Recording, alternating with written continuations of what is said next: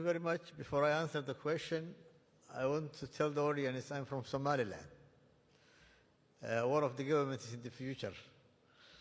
Berbera port is the most famous port in the Red Sea. It's very old port, and DB World has invested $400 million in Berbera port. It was transformative. That investment was transformative. It has modernized the port.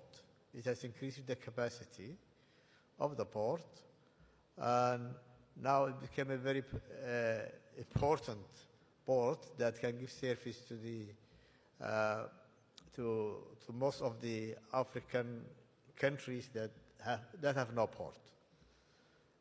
Our main customer and neighbor and our friendly country is Ethiopia, which is more than 140 million population. So Berbera will give a service to Ethiopia. Now, I expect we have to finalize our transit and trade agreements with Ethiopia soon, inshallah.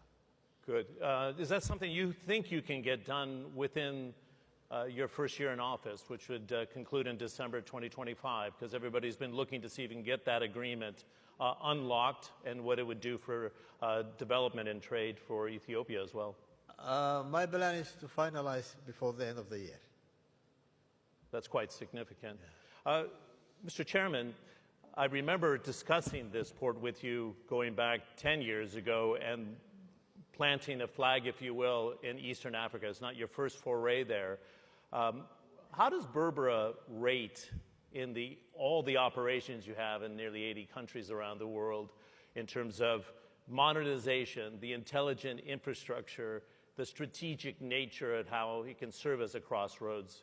Because you can make comparisons to what you have in Latin America, Far East Asia, Europe, of course, and the United States. What's the modernization that's actually been undertaken?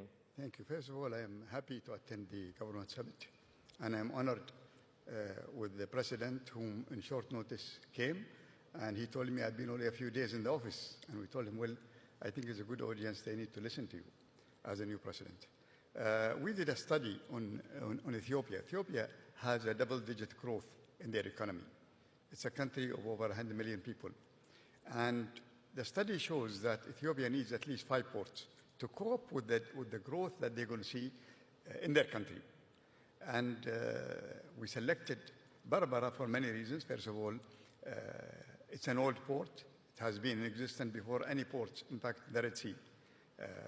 Unfortunately, it was ignored, but we worked with the government and they encouraged us. We invested in it. Somaliland is not a small country. They have over 4 million people.